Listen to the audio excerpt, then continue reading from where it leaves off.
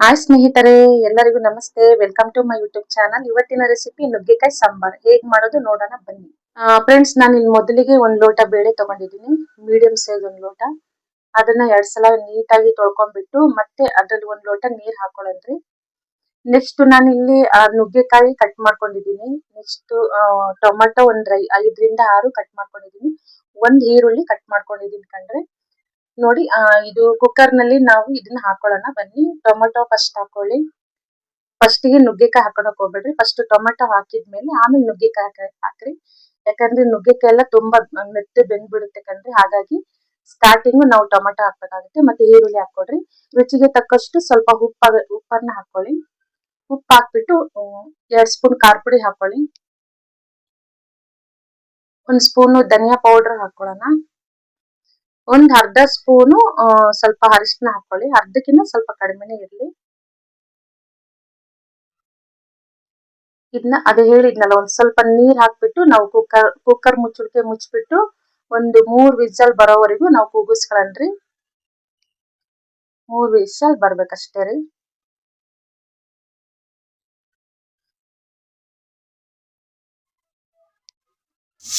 ನೋಡಿ, 3 ವಿಸಲ್ ಆಯ್ತು.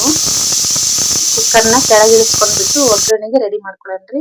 ಒಂದು ಈರುಳ್ಳಿ ಕಟ್ ಮಾಡ್ಕೊಂಡಿದೀನಿ. ಕರಿಬೇವು ಈರುಳ್ಳಿ ಒಂದ್ರಲ್ಲಿ ಹಾಕಿದೀನಿ. ಕೊತ್ತಂಬರಿ ಸೊಪ್ಪು ಅರ್ಧ ಕಾಯಿ ತುರಿ. ಈಗ ನೋಡ್ರಿ, ನಾನು ಆಲ್ರೆಡಿ ಎಣ್ಣೆ ಬಾಣ್ಲಿಗೆ ಹಾಕೊಂಡಿದೀನಿ. ಸಾಸಿವೆ ಜೀರಿಗೆ ಒಗ್ಗರಣೆ ಹಾಕೊಳ್ತಾ ಇದೀನಿ. ನೆಕ್ಸ್ಟ್ ಈರುಳ್ಳಿ ಕರಿಬೇವು ಹಾಕೊಳ್ಳೋಣ್ರಿ. ಚೆನ್ನಾಗಿ ಹೊಂಬಣ್ಣ ಬರೋ ತನಕನು ನಾವು ಫ್ರೈ ಮಾಡ್ಕೋಬೇಕಾಗುತ್ತೆ. ನೀಟಾಗಿ ಫ್ರೈ ಮಾಡ್ಕೊಳ್ಳಿ. ನೆಕ್ಸ್ಟ್ ಇಲ್ಲಿ ಕೊತ್ತಂಬರಿ ಸೊಪ್ಪು ಹಾಕೊಳ್ಳೋಣ್ರಿ.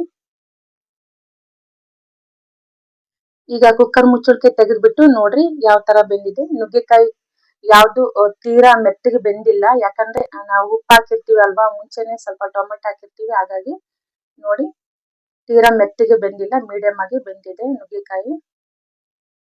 ನೋಡಿ, ಅದೇ ಒಗ್ಗರಣೆಗೆ ಬಾಣ್ಲಿಗೆ ಹಾಕೊಂಡಿದೀವಿ. ನೋಡಿ, ಮತ್ತೆ ಆ ಕುಕ್ಕರ್ ಅಲ್ಲಿ ಸ್ವಲ್ಪ ನೀರ್ ಹಾಕ್ಬಿಟ್ಟು ಕಲಕ್ಬಿಟ್ಟು ಹಾಕ್ಬೇಕಾಗತ್ತೆ. ನೋಡಿ, ಅರ್ಧ ತುರಿ ಕಾಯಿ ತುರಿ ಹಾಕೊಂಡಿದೀವಿ, ಕೊಬ್ಬರಿ. ಅದು ಚೆನ್ನಾಗಿ ಕುದಿ ಬರ್ಬೇಕನ್ರಿ. ಸ್ಮೆಲ್ ಎಲ್ಲ ಹೋಗ್ಬೇಕು. ಹಸಿ ಕೊಬ್ಬರಿ ಅಲ್ವಾ, ಚೆನ್ನಾಗಿ ಕುದಿಸ್ಕೋಬೇಕಾಗುತ್ತೆ ಸಾಂಬಾರು. ಇದು ನೋಡ್ರಿ, ನಾನು ಹುಣಸೆ ಹುಳಿ ನೆನೆ ಹಾಕಿದ್ದೆ ಆಲ್ರೆಡಿ. ಅದನ್ನ ನೀಟಾಗಿ ಕಿವುಚ್ಕೊಬಿಟ್ಟು ಆ ಹುಳಿನ ಸಾಂಬಾರಲ್ಲಿ ಹಾಕೊಳ್ಳೋಣ್ರಿ. ಹುಣಸೆ ಹುಳಿ ಇದ್ರೇನೆ ರೀ ಸಾಂಬಾರ್ ಟೇಸ್ಟಿಯಾಗಿ ಆಗೋದು. ಹುಣಸೆ ಹುಳಿ ಹಾಕ್ಲಿಲ್ಲ ಅಂದ್ರೆ ಸಾಂಬಾರ್ ಟೇಸ್ಟ್ ಆಗಿ ಆಗಲ್ಲ. ಹುಣಸೆ ಹುಳಿ ಹಾಕ್ಲೇಬೇಕು. ಇನ್ನೊಂದ್ ಸ್ವಲ್ಪ ರುಚಿಗೆ ತಕ್ಕಷ್ಟು ಉಪ್ಪು ಹಾಕೊಳ್ಳಿ. ಯಾಕಂದ್ರೆ ನೀರ್ ಹಾಕಿರ್ತೀವಿ ಅಲ್ವಾ, ಉಪ್ಪು ಕಡಿಮೆ ಆಗಿರುತ್ತೆ. ಹಾಗಾಗಿ ನಾವು ಇಲ್ಲಿ ಸ್ವಲ್ಪ ಇನ್ನೊಂದ್ ಸ್ವಲ್ಪ ಉಪ್ಪು ಹಾಕೊಂಡೆ. ನೋಡ್ರಿ, ನೀರ್ ಹಾಕೊಳ್ತಾ ಇದೀನಿ ಇನ್ನೊಂದ್ ಸ್ವಲ್ಪ.